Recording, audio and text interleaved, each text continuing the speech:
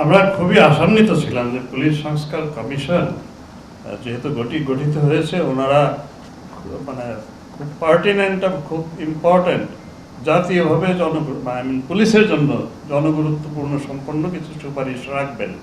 এবং আমরাও আমাদের কিছু সাজেশন ওনাদের দিয়েছিলাম। এর মধ্যে প্রথমটা হচ্ছে, আরেকবার যে আপনাদেরকে বললাম যে একটা স্বতন্ত্র পুলিশ কমিশন করা, সরাসরি এক্সিকিউটিভের অধীনে নিয়ন্ত্রণে না থেকে পুলিশকে কিছুটা অটোনমি দেওয়া in terms of their functionality, not administration. এইটার একটা সাজেশন আমাদের ছিল। পুলিশ সংস্কার কমিশন নীতিগতভাবে একমত হয়েছেন, কিন্তু তারা এটাকে আর এলাবোরেট করেননি, কোনো কাঠামোও দেননি। এবং এটা আলটিমেটলি পুলিশ সংস্কার কমিশন ওনাদের যে সকল সুপারিশ ওনারা করেছেন, ওনারা জানিয়েছেন সেগুলো স্বরাষ্ট্র মন্ত্রণালয় বাস্তবায়ন করবে। এর জন্য এর চাইতে মানে এক্সিকিউটিভ পর্যায়ে এগুলো বাস্তবায়িত হয়ে যাবে। ওনারা হয়তো বলেছেন যে প্রতিটা থানায় একজন নারী পুলিশ অফিসার সবসময়ই থাকবে, যাতে যারা নারী ও শিশু তাদেরকে পুলিশি সেবা দেওয়ার জন্য। তারা বলেছেন যে পুলিশ যখন গ্রেপ্তার করবে তারপরে তাকে জিজ্ঞাসাবাদ এটা স্বচ্ছ হতে হবে, দরকারে এটা অন্যের সামনে হতে হবে, যেখানে তার পক্ষের আইনজীবী থাকবেন। এসব সুপারিশ ওনারা করে আমি I am not very sure যে এক্স্যাক্টলি এগুলোই কিনা, কিন্তু এই জাতীয় অনেক ভালো ভালো সুপারিশ ওনারা করেছেন। কিন্তু আমাদের একটা প্রধান পরামর্শ ছিল যে পুলিশের কাজের ওই স্বাতন্ত্র্যটা বজায় রাখার জন্য, যাতে করে আমাদেরকে চাপের মুখোমুখি হতে না হয় কর্তৃপক্ষের তরফ থেকে। তো এই জায়গাটায় আমরা এখনো অপেক্ষা করে আছি। আসলে আমরা আশা করি যে এটা অ্যাড্রেস করা হবে। আমরা সরকারকে জানাচ্ছি আমাদের কথাগুলো, আবারও বলছি। তো আমরা এখনো ওই দিকেই পথে আছি, এবং এই সরকারের সময় না হলে আর কখনো হবে না, এটা অনেকে বলেন। সেই জন্য আমাদের সর্বোচ্চ চেষ্টাটা এখনই করছি আর কি। Thank you. আমার মনে হয় লাস্ট কোশ্চেন। আমি মিডিয়া ভেবে কাজ করছি।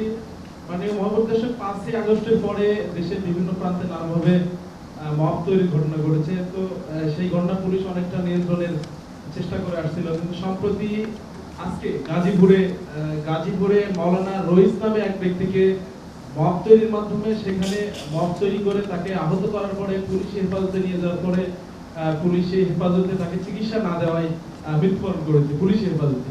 তো এই বিষয়টি কি পুলিশের অবহেলা কারণে ঘটেছে কিনা, বা পুলিশ এই মবগুলো নিয়ন্ত্রণ করতে কতটুকু অগ্রসর এখন পর্যন্ত? এটা যদি অবহেলা হয়ে থাকে, অবশ্যই এটার একটা প্রতিকার হওয়া উচিত। আই মিন, একজন মানুষ আহত হয়ে আসবে আর আমি তাকে চিকিৎসা দিতে, যুদ্ধক্ষেত্রেও তো আহত হলে তাকে চিকিৎসা দেওয়াটাই হচ্ছে নিয়ম। তো এই ক্ষেত্রে তা হয়ে থাকলে আমরা অবশ্যই দেখব। কিন্তু ওই যেটাকে আপনারা বলছেন যে মানুষ সংঘবদ্ধ হয়ে কাউকে নিজে আইন হাতে তুলে নিয়ে কাউকে বিচার করা শুরু করলো অথবা তাকে শাস্তি দেওয়া শুরু করলো, এইটা আমরা এই সামাজিকভাবে যতদিন করতে না পারি, প্রতিরোধ করতে না পারি, এইটা বোধহয় আমার মনে হয় যে আপনার আমার সমাজের সবাইকে এই আওয়াজটা তুলতে হবে যাতে এই জিনিসটা না হয়। আর হয়তোবা একদম প্রথমে যিনি বলেছিলেন যে আমাদের উপরে আস্থাটা যদি পরিপূর্ণভাবে চলে আসতো হয়তোবা, তখন হয়তো তারা আর এটা নিত না। তো আমরা চেষ্টা করছি ওইটাই করার জন্য, যে so that they can rely on us, আসলে যে না, এটা তো পুলিশই করবে। তো এই আমাদের ওই যে there is no end to perfection, কিন্তু আমরা চাই আমরা ওখানে যেতে। Thank you. জি, আমার মনে হয় যে পুলিশ সপ্তাহের এই ক্ষণে আমি আপনাদের মাধ্যমে দেশবাসীকে অভিবাদন জানাই। আমরা তাদের সেবক, এবং আমরা আপনাদের মাধ্যমে দেশবাসীকে বলতে চাই আমাদের ভুল ত্রুটি ধরিয়ে দেন। এবং আরেকটা জিনিস, একটা অনুরোধ আমি দেশবাসীকে বলতে চাই, সমাজের সকলকে।